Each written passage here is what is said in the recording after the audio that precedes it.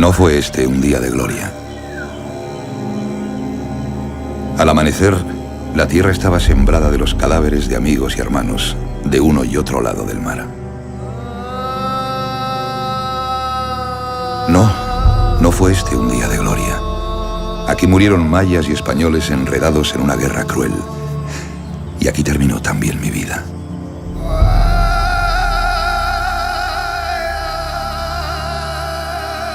Un virote de ballesta me fijó en el sitio y un tiro de arcabuz acabó definitivamente conmigo.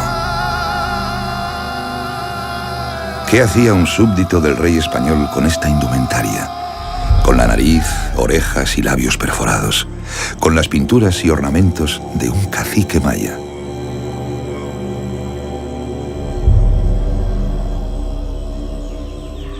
Algunos os dirán que se debe a que fui un traidor, un renegado de mi país, mi religión y mi gente. Otros os contarán historias de mi capacidad de supervivencia y mi afán de justicia. ¿Qué sabrán unos y otros? Fui un español de a pie y terminé mi vida convertido en un jefe maya. Yo os diría, y de esto sé bastante, que se debe a una historia de amor. Amor por una mujer. Amor por la libertad. Amor por la vida y la supervivencia.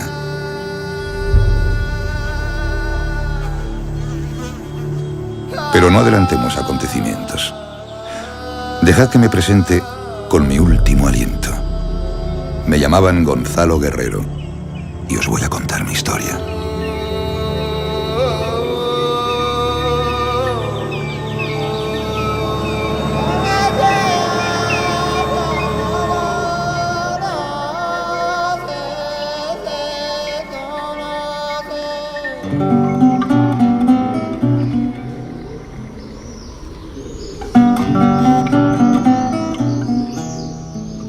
Mi historia comienza aquí, en el condado de Niebla, en 1492. Aquellos últimos años del siglo XV fueron tiempos muy duros. Concluíamos una reconquista eterna y el pueblo sufría terribles penalidades.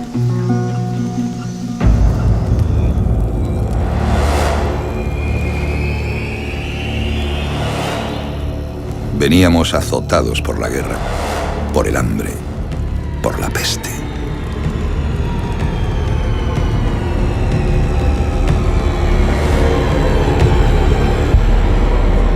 La Santa Inquisición te podía juzgar por herejía y hacerte confesar lo que quisieran con métodos abominables. De ahí que apenas se sepa nada de mí hasta mi aventura al otro lado del océano. Aquí, en España, no tenía futuro ni posibilidad de tenerlo.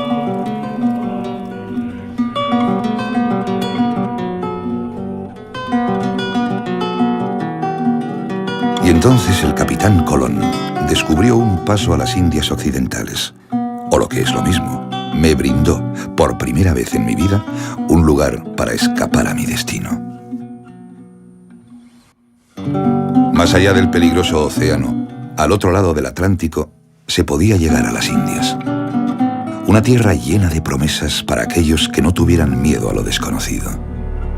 Y yo, que llevaba toda mi vida conviviendo con la Inquisición, ya había perdido el miedo.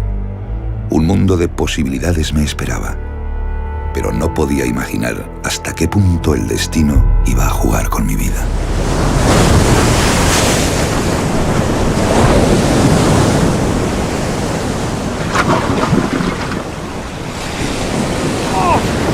De vuelta de una incursión en el Darién, con rumbo a Santo Domingo y a la altura de Jamaica, el barco encalló en los bajíos que llaman Las Víboras y se fue al traste. Cuando después de semanas la providencia nos llevó a una costa desconocida, solo quedábamos 10. La sed y el agotamiento se habían llevado al resto.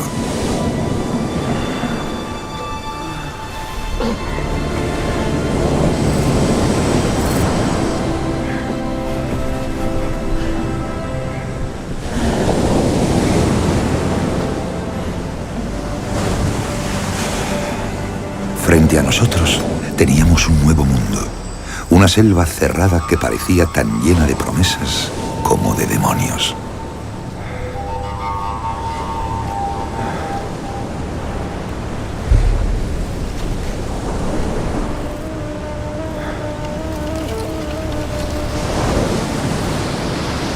¡Capitán Valdivia!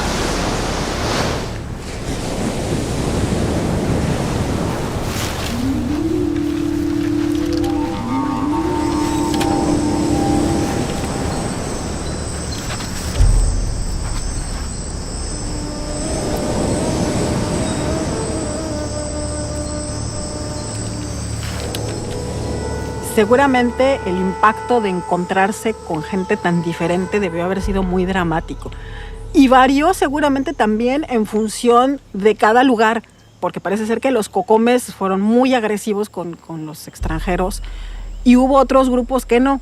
Entonces, también tiene esta reacción hacia el otro, tiene mucho que ver con la estructura interna de cada entidad política y la situación de cada momento. Posiblemente en algún momento fueron más amables con ellos porque pensaron en que pusieran ser útiles para ciertas tareas o para ciertas cosas, ¿no?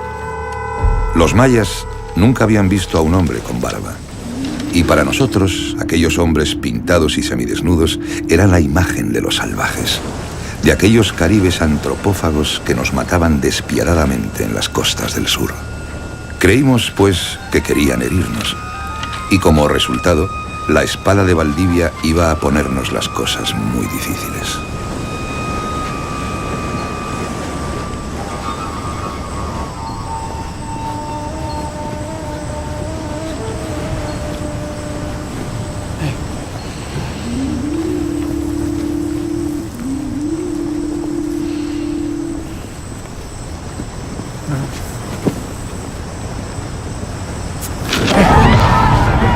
No hubo culpables, salvo el temor y el desconocimiento entre dos mundos. ¿Qué fue lo que pasó entonces? Déjenme que se lo cuente según las diferentes versiones de los cronistas que escribieron sobre mí.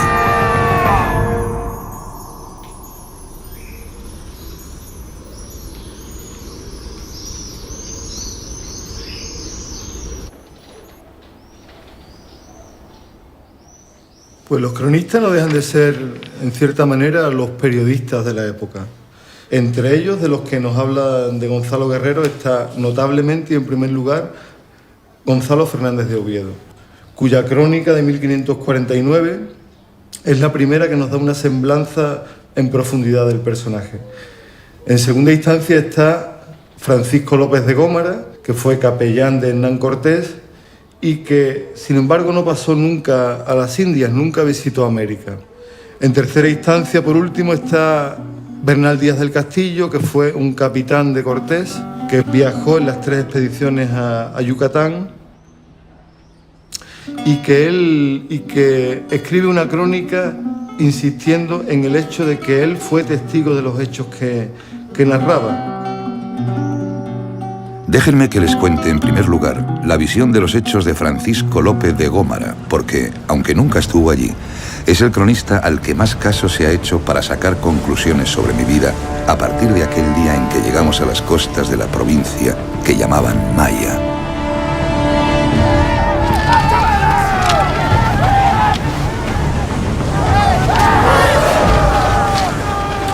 Gómara nos cuenta cómo sacrificaron al capitán y a 4 de sus hombres, y no contentos con ello, procedieron a comérselos. Luego, al resto nos apresaron dejándonos sumidos en oscuros presagios. De aquel cautiverio solo saldríamos con vida Jerónimo de Aguilar y yo. En el año de nuestro Señor de 1519, 7 años después de nuestro naufragio, Hernán Cortés llegó a la isla de Cozumel y se enteró de la existencia de unos españoles entre los mayas. La conquista de México, pues salvo algunas expediciones que habían pasado por la costa, en realidad se va a, digamos, a centrar en el momento que Hernán Cortés, desobedeciendo las órdenes del gobernador de Cuba, va a venir con sus naves y va a topar primeramente con la zona maya, precisamente, en Cozumel, etc. Ahí es donde Cortés se va a enterar de que hay náufragos españoles, que hay gentes que hace 7, 8 años antes han naufragado y han estado viviendo, digamos, con los mayas mismos. Cortés estaba iniciando su conquista y escribió una carta llamando a estos cautivos españoles y ofreciendo rescate por ellos. Tener intérpretes para su contienda era una baza que no podía dejar escapar. Y a su reclamo apareció, pocas semanas después, Jerónimo de Aguilar, mi compañero de naufragio.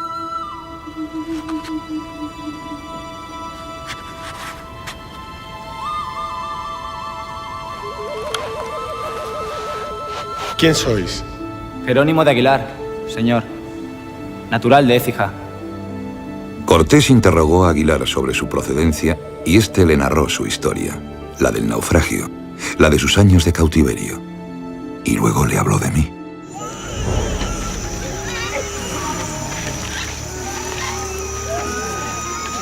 Jerónimo de Aguilar contó que había caído en manos de un cacique maya y que, guiado por mis deseos carnales, había formado familia con una india, convirtiéndome en un maya más.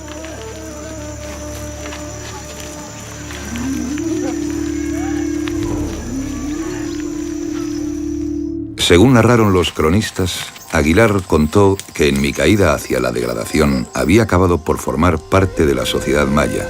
Había aceptado ser parte de ellos, teniendo hijos con una india, e incluso había terminado por asesorar militarmente al cacique Nat Chan Can, que me tenía prisionero. Para los españoles que le escucharon, me había convertido en un traidor, un idólatra y, en definitiva, un salvaje y un enemigo.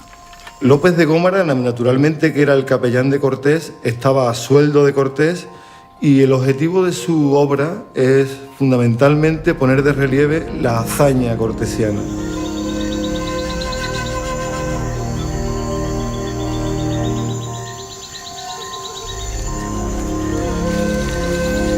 Siguiendo con esta increíble versión de Gómara, yo recibí la carta de Cortés pidiendo mi regreso de manos de un emisario indígena.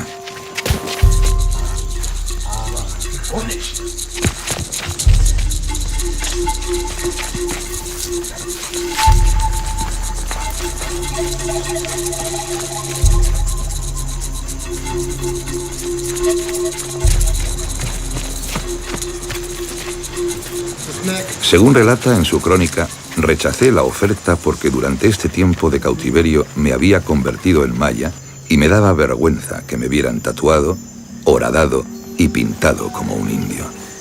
Vergüenza, como si hubiera que avergonzarse de ser un jefe militar maya.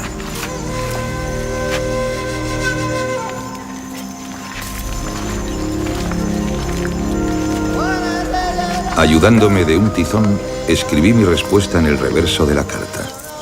No aceptaba la oferta de Cortés. Ya no volvería jamás a España.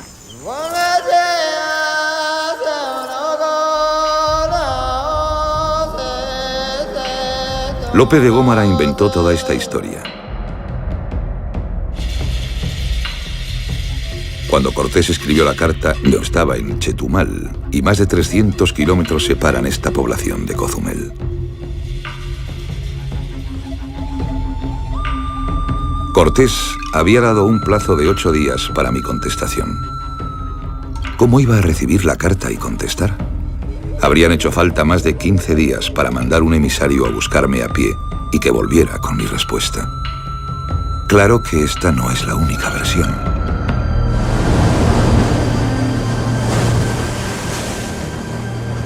Otros 2 cronistas de la época narraron estos mismos hechos, y el primero de ellos fue Gonzalo Fernández de Oviedo.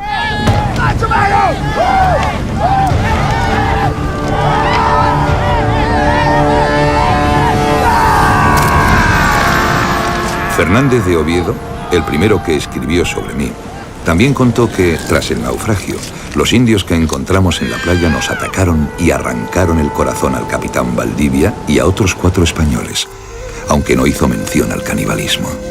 Fernández de Oviedo cuenta brevemente cómo recibí la carta de Cortés, y también él insiste en que fue la vergüenza de verme convertido en un maya lo que me hizo declinar el ofrecimiento.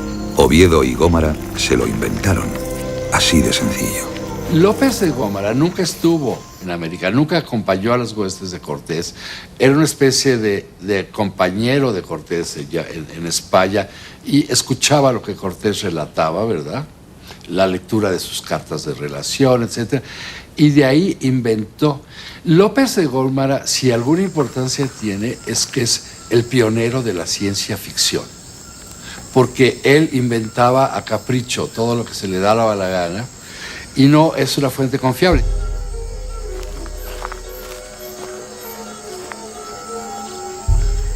Queda una tercera versión, la de Bernal Díaz del Castillo, el único cronista que fue testigo del encuentro de mi compañero Jerónimo de Aguilar con los hombres enviados por Cortés para encontrarnos.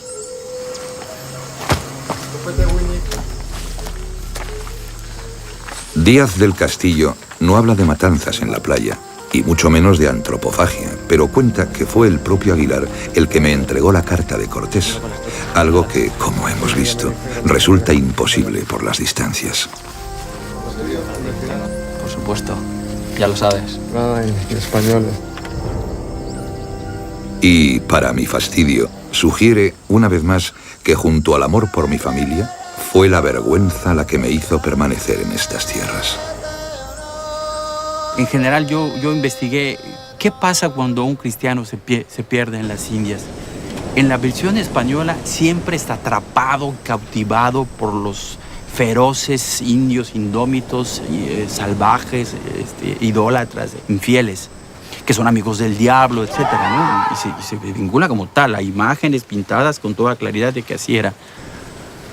Y cuando uno revisa las experiencias en las mismas fuentes de Indias, principalmente las primeras, esto es, Las Casas, Oviedo, Fernández de Oviedo y Pedro Mártir, encuentran muchos accidentes, naufragios y cosas así, donde los españoles que caen entre los indios son relativamente bien recibidos, alimentados, curados, tratados.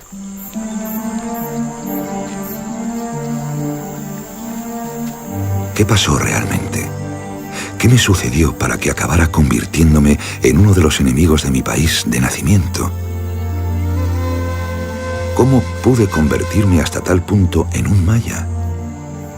Déjenme que sea yo, que sí fui testigo de mi historia, el que les aclare algunos puntos.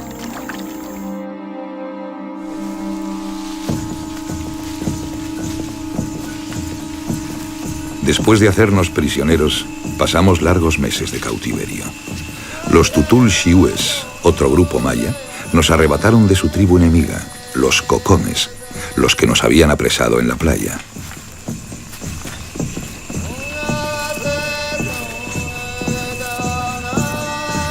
Durante este cautiverio, tuve tiempo de observar al pueblo que me había hecho prisionero. Descubrí que su cultura debía remontarse siglos atrás.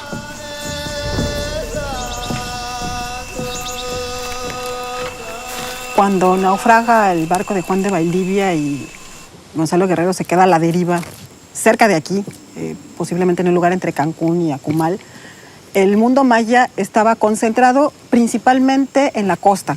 La economía de esa época, la economía de lo que los arqueólogos llamamos el posclásico, es una economía centrada en el comercio marino. Entonces hay una gran cantidad de asentamientos a lo largo de toda la costa, grandes ciudades como Tulum, como Muyil, donde estamos ahora, como Xel-Há, Xamanjá, Xcaret. Todos estos sitios forman un gran sistema de asentamientos que es casi continuo desde la Bahía de la Ascensión hasta lo que hoy es Cancún. La cultura maya viene siendo un poco más antigua que la griega, ¿no? Y es curioso que a veces aquí se diga que es el nuevo mundo, cuando aquí las culturas a veces eran más antiguas que las que venían, ¿no? O sea, el español es una lengua realmente nueva en comparación del maya, ¿no? Que tiene 3.000 o 4.000 años de existir, ¿no?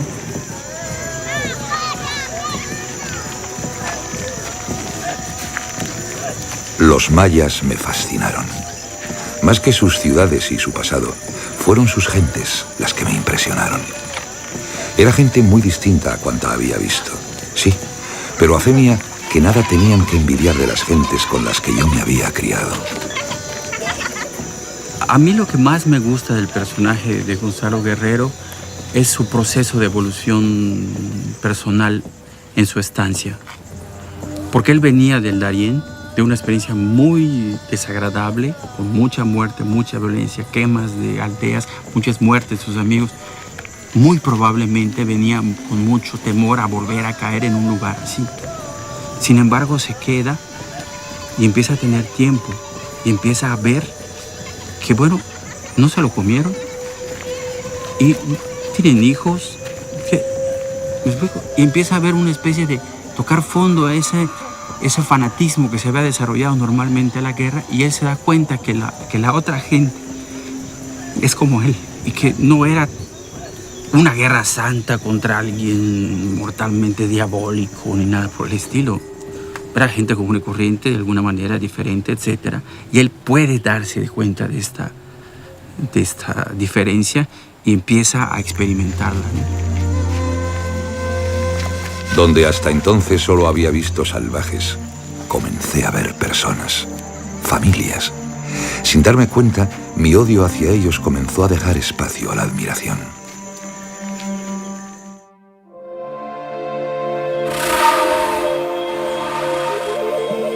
Nuestra vida como esclavos de los tutul siúes no resultó fácil.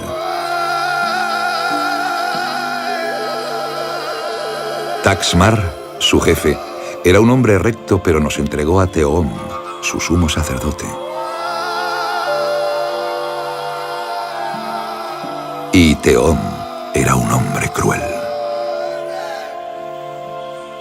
Cuando Taxmar dejó de ser nuestro amo, Teom nos hizo trabajar hasta que solo Aguilar y yo quedamos con vida. Las fatigas del trabajo diario a punto estuvieron de acabar con nosotros también.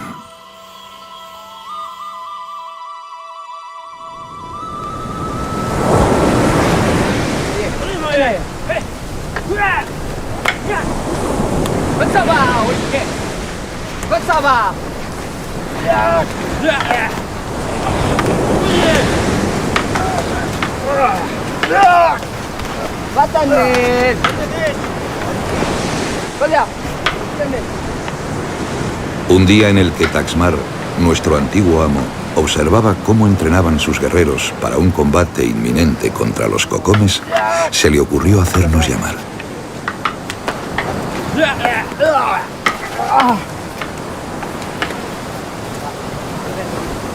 Quería preguntarnos por nuestra forma de ver la guerra, nuestra manera de luchar contra nuestros enemigos.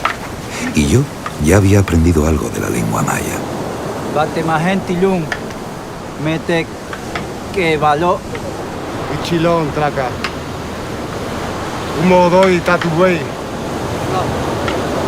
De Castilla. El Ugmok, Purubatay, Kubuchu, Televeida. Humo doy, Abatey. Mismahu Yontek, San Samatín, Kubuchu. San Samaquín, Seimeitik. De que me vi Shulimeta. Garamazo Jejelak. Da igual. Al diablo.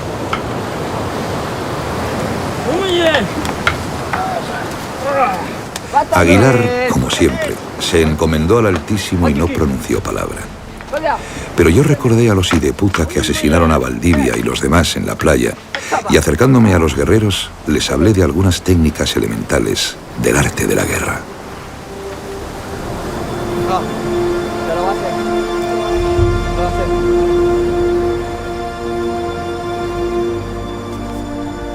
Allí en la playa, ayudado por un palo y con la arena por tablero, un esclavo llegado del otro lado del mar les mostró la necesidad de turnarse en batalla, del poder de hacerse invisible, del valor del ataque por sorpresa y la eficacia de una emboscada.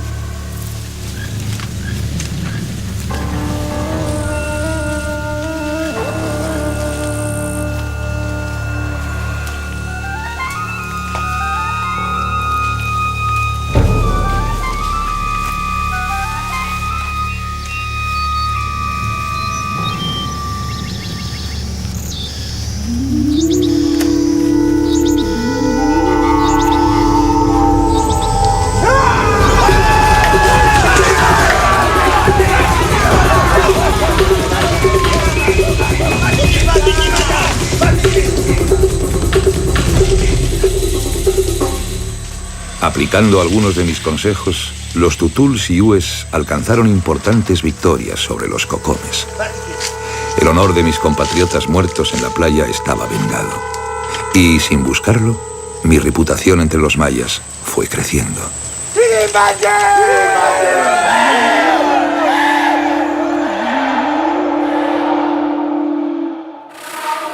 Taxmar, que me había tomado aprecio, me regaló al jefe Nachan Khan, un cacique sabio que gobernaba en la ciudad de Ixpaatún, cerca de la bahía de Chetumal, liberándome del cruel Teom.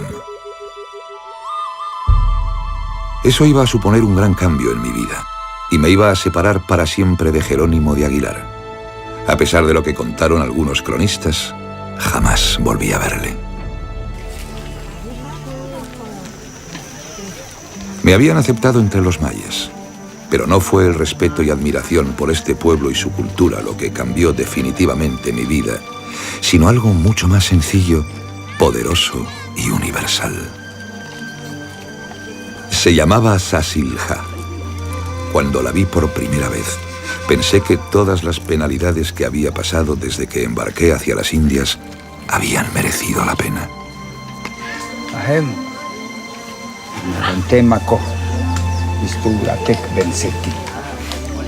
De nuevo, los novelistas le dieron sangre real y la hicieron princesa maya. Para mí, hubiera sido lo mismo princesa o plebeya. Era Sasilja, la mujer más bonita que había visto en mi vida.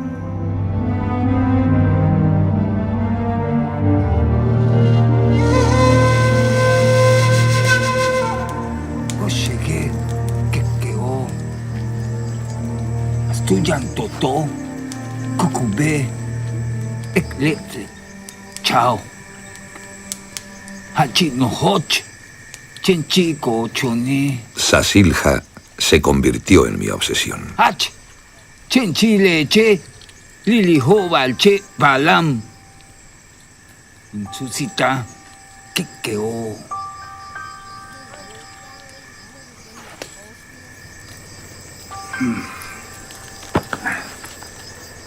Sabía que ella sentía lo mismo, pero la cosa no iba a ser tan fácil. El padre de Sasilja también notó nuestro mutuo interés y puso condiciones a su hija. Si yo quería formar familia, entrar en la sociedad de los tutul-siúes, debía aprender a conocer y respetar la tierra y el mundo de los mayas. Pues yo creo que igual que para todos los pueblos mesoamericanos y muchos de los pueblos preindustriales del mundo, el tener toda una serie de seres sobrenaturales pues es un concepto básico para entender el universo y el cosmos.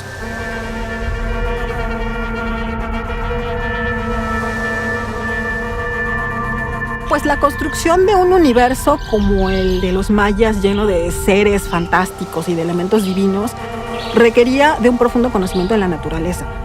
Entonces, desde épocas muy tempranas, los mayas acumulan una gran cantidad de conocimiento que a final de cuentas les va a ser útil para generar esa concepción del mundo que va a permanecer a lo largo de mucho tiempo. Sasilja me guió por lugares que no podía imaginar.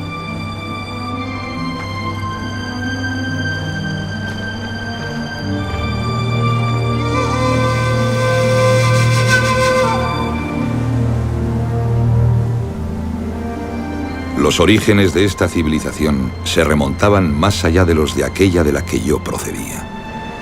Las ciudades olvidadas que encontré en aquel viaje me hablaban de siglos de conocimiento y desarrollo.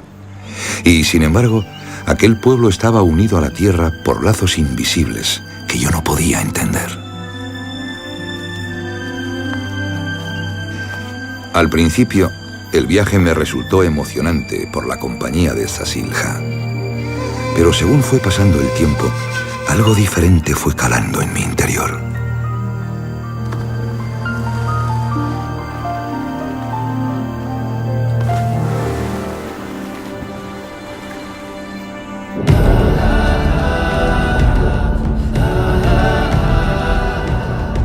Aquel resultó ser un viaje iniciático.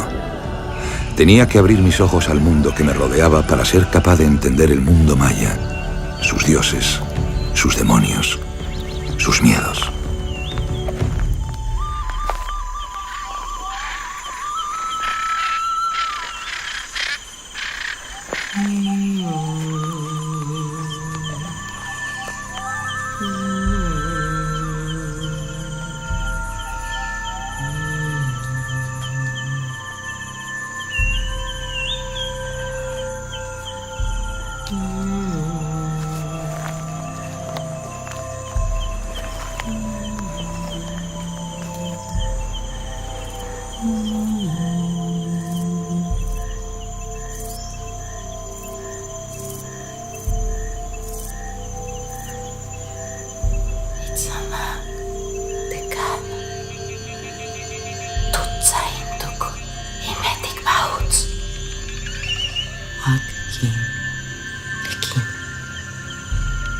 Tutsaimuk,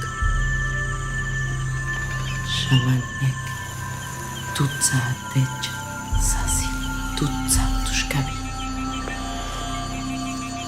Kanantech, Titsai Komodoi, Uyantatech.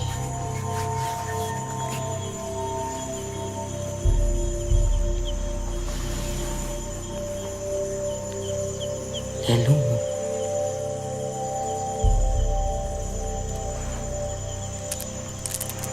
Sembash que cuyanta.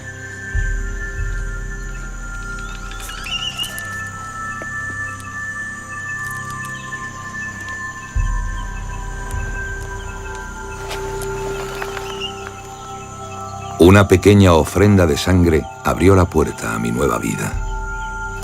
La mujer de Gonzalo Guerrero va a jugar un papel muy interesante porque vemos cómo ella, cuando Jerónimo de Aguilar llega a invitarlo para que se una a las naves de Cortés, ella le reprocha y le dice que se vaya, lo que implica que, pues que tiene una presencia fuerte ahí, y en cuanto a su relación con el mismo Gonzalo Guerrero, con su esposo, pues por lo visto los mayas lo han aceptado.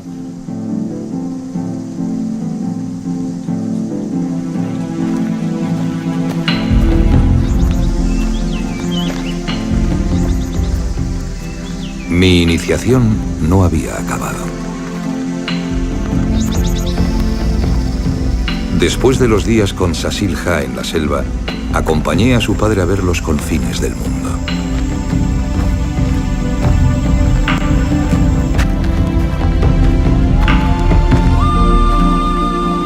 Aquel día recibí el permiso para unirme a Sasilja.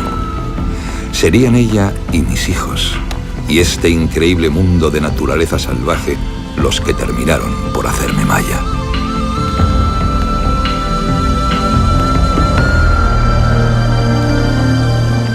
Al otro lado del mar, mi pasado y mi país se desdibujaban.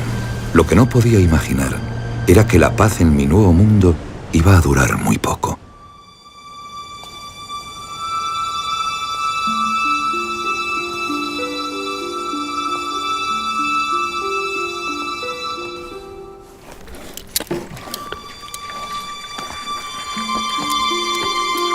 El adelantado Montejo había iniciado la conquista del Yucatán.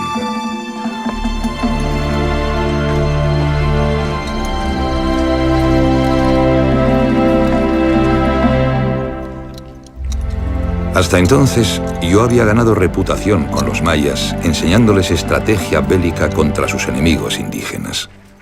Pero ahora, un nuevo enemigo amenazaba a los mayas, a mi pueblo, a mi familia, a mis hijos.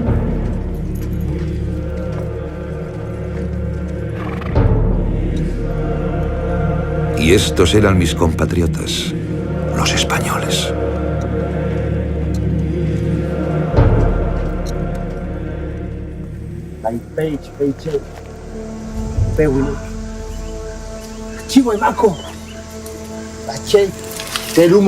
Tenía que hacer algo ante la seguridad de lo que se avecinaba.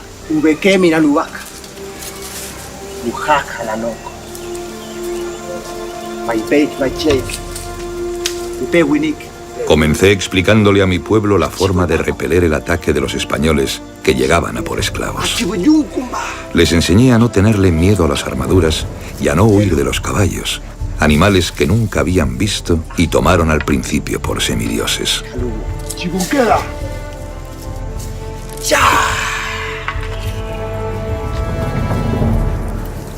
Les enseñé, en suma, a defenderse de aquellos que pretendían robarle sus tierras y acabar con su cultura.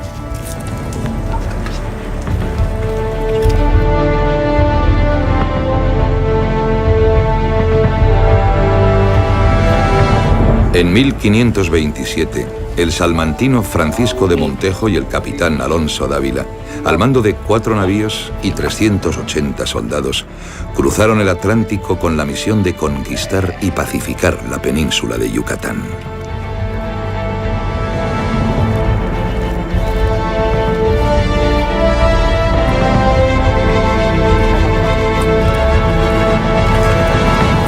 Al enterarse de mi existencia y de la resistencia que había ofrecido a Grijalva, a Francisco Hernández de Córdoba y al mismísimo Cortés, Montejo me envió una misiva.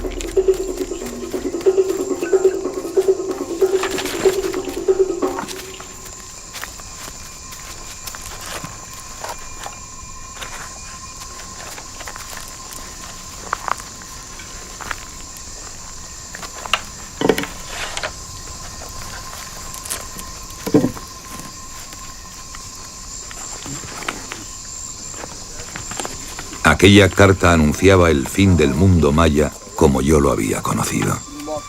Mis amigos se relajaban ignorando que aquello que acababa de leer afectaría radicalmente a sus vidas. De nuevo me daban la gloriosa opción de escapar de los mayas.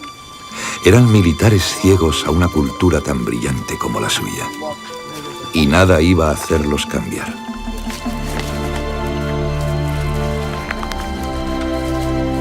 Así que por toda respuesta preparé a los míos. Sí, los míos, para una guerra que sabía que no podríamos ganar. La presencia de un personaje como Guerrero pudo muy bien contribuir a explicar el gran fracaso de la conquista de Francisco de Montejo de la conquista de Yucatán. Eso además ayudaba a explicar algunas circunstancias completamente novedosas en el contexto de aquellas conquistas. Los mayas utilizaron técnicas de guerra que no habían encontrado los españoles en los indígenas de América hasta aquellos años. Hacían empalizadas, bastiones y fuertes en los sitios de paso. Tenían armas mucho más ligeras y más adaptadas a las nuevas situaciones de guerra. No temían a los caballos, que ya es proverbial aquel miedo de los aztecas a los caballos que consideraban seres cuasi mitológicos. Y todo esto había que explicarlo de algún modo, y en ese contexto encajaba muy bien una figura como la de Gonzalo Guerrero, que aparecía ahí como alguien que había explicado a los mayas que los españoles no eran seres inmortales, que los caballos eran animales perfectamente mortales, que las técnicas de guerra, el fuego, el uso de la pólvora, etcétera, no eran el trueno en poder del dios, etcétera.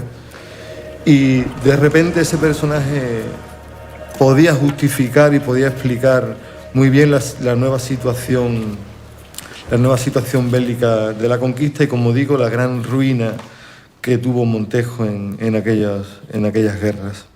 En el caso del descubrimiento de América, como se considera a los que no tienen la misma religión cristiana como infieles, secuaces del diablo, entonces todo lo que se lleva con los indios o viene de los indios es malo.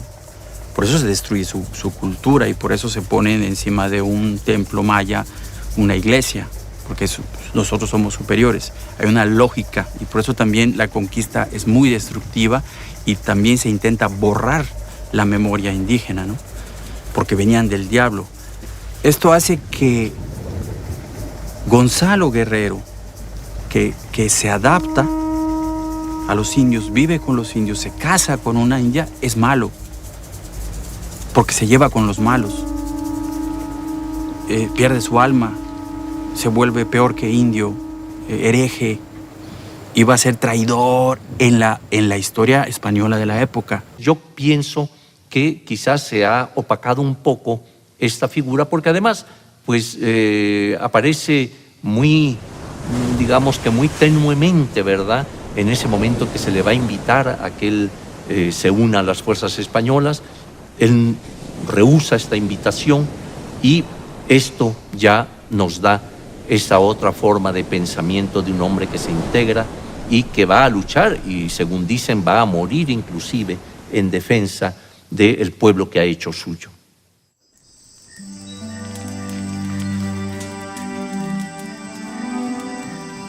Yo por entonces me sentía enteramente maya. Aquí tenía mi familia, mis hijos, mi vida. Cuando llegué a casa aquella noche, mi mujer, Zasilja, leyó en mi ánimo lo que se avecinaba, aquello que habíamos estado temiendo. fácil. Claro.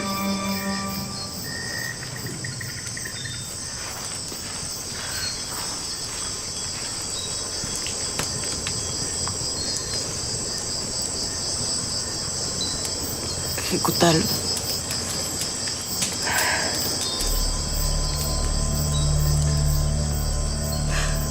Cájale. El humo. Tiantanwick. Tu pusícale.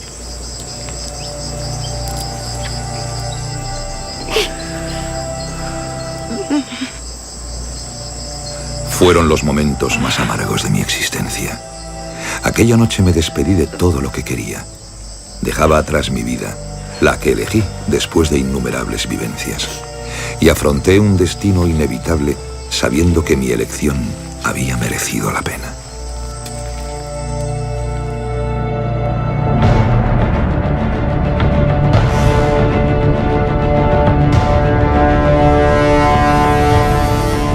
Mi historia llegaba a su fin.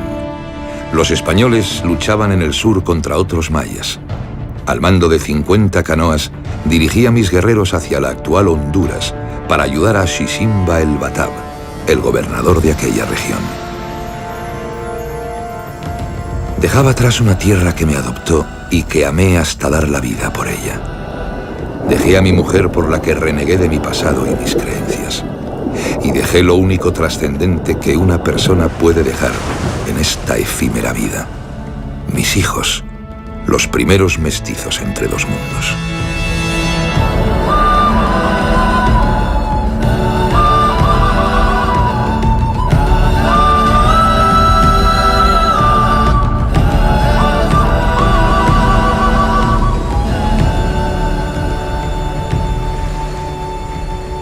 En España me convirtieron en el ejemplo de todo lo aborrecible. Fui tachado de traidor, de hereje, de hombre sin honor, y en consecuencia fui borrado de la historia. Hay tres rasgos fundamentales en el personaje que aparecen desde el principio. Primero, que está casado con una indígena, con la que tiene hijos.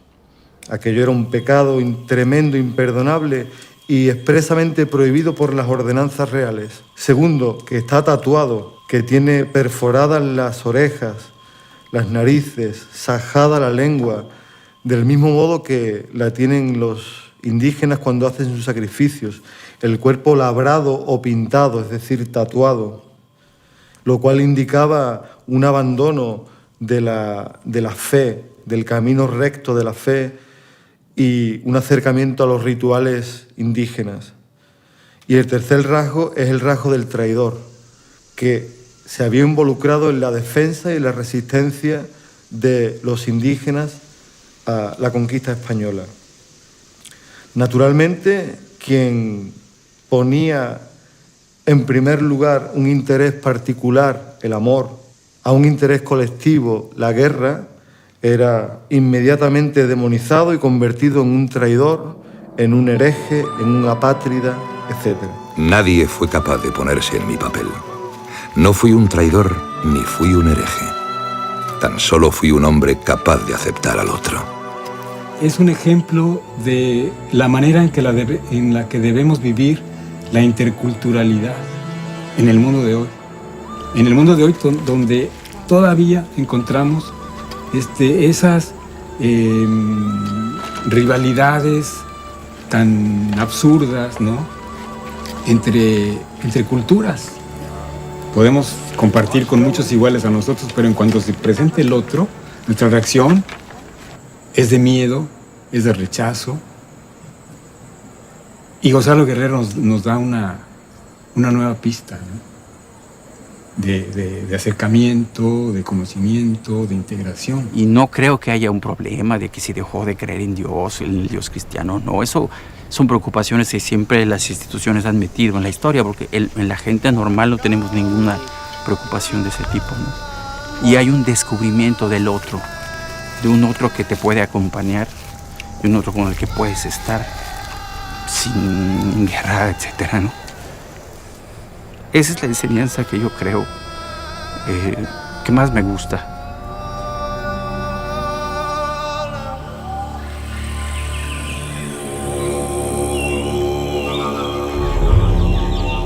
Volvemos al lugar en el que empezamos mi historia y acabó mi vida.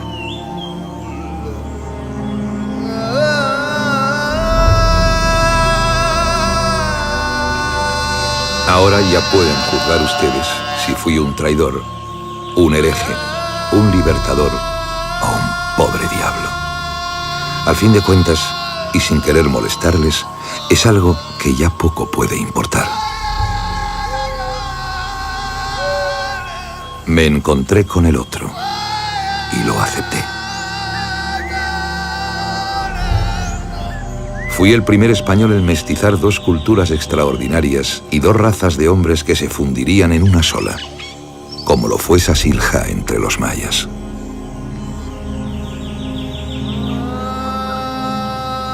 Siempre creí estar haciendo lo correcto, pero aquí, rodeado de los cadáveres de tanto compatriota mío, hermanos de un lado y otro del Atlántico, no puedo dejar de pensar en lo ciegos que nos hace el orgullo.